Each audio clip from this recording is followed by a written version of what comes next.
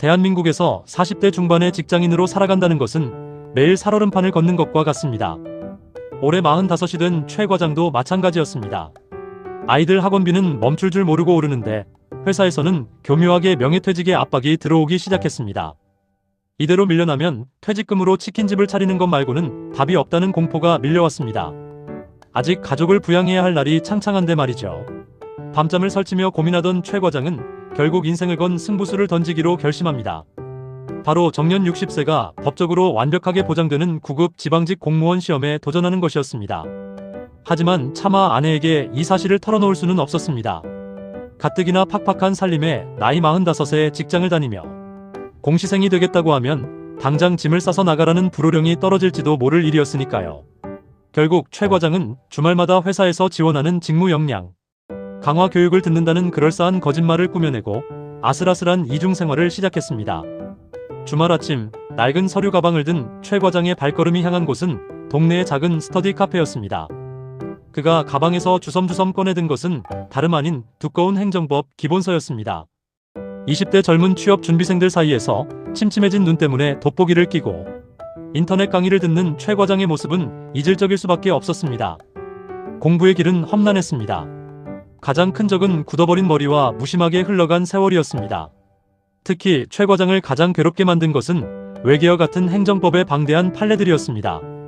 밑줄을 긋고 돌아서면 하얗게 잊어버리는 야속한 기억력 탓에 휴게실 구석에서 자판기 커피를 마시며 땅이 꺼져라 한숨을 쉬는 것이 최 과장의 일상이 되었습니다.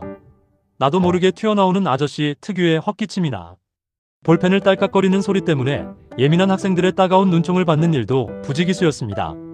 시험일이 훌쩍 다가온 어느 날 최 과장은 처참한 모의고사 점수를 확인하고 깊은 좌절에 빠져 있었습니다. 그때 늘 그에게 눈총을 주던 20대 공시생 지은이 다가왔습니다. 지은은 최 과장의 오답 노트를 힐끗 보더니 이 행정법 판례는 예외 조항을 적용해야 하는데 기본이 안 되어 있으시다며 거침없는 지적을 날렸습니다.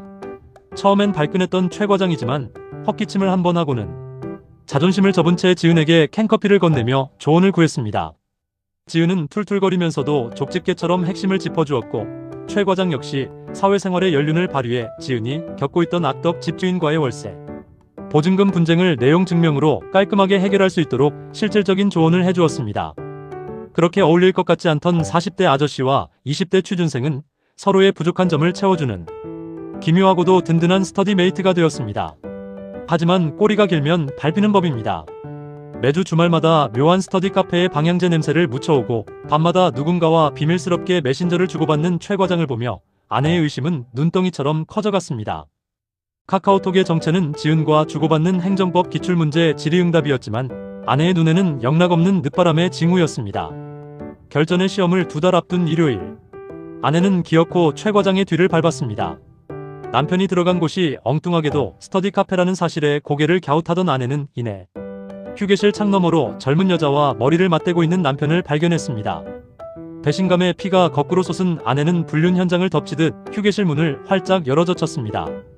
당신 지금 여기서 뭐하는 거냐는 아내의 날카로운 외침에 최 과장은 사색이 되었습니다. 하지만 분노를 터뜨리려던 아내의 시선은 곧 탁자 위로 향했고 그 자리에서 얼어붙고 말았습니다. 그곳에는 젊은 여자와의 미래 대신 형광펜으로 떡칠이 된 너덜너덜한 수험서와 피곤함에 코피를 쏟아가며 만든 남편의 오답 노트가 놓여 있었습니다. 남편이 가족의 든든한 미래를 위해 황금 같은 주말도 반납하고 까마득히 어린 학생들에게 물어가며 홀로 고군분투하고 있었다는 사실. 돋보기를 끼고 뻑뻑한 눈을 비비며 힘겹게 책장을 넘겼을 남편의 굽은 등이 스쳐 지나가자 아내는 그 자리에 주저앉아 왈칵 눈물을 쏟고 말았습니다. 그날 이후 최 과장의 짠내나는 이중생활은 막을 내렸습니다. 대신 아내가 매일 아침 정성껏 챙겨주는 도시락과 홍삼액, 그리고 따뜻한 응원이 그 자리를 채웠습니다.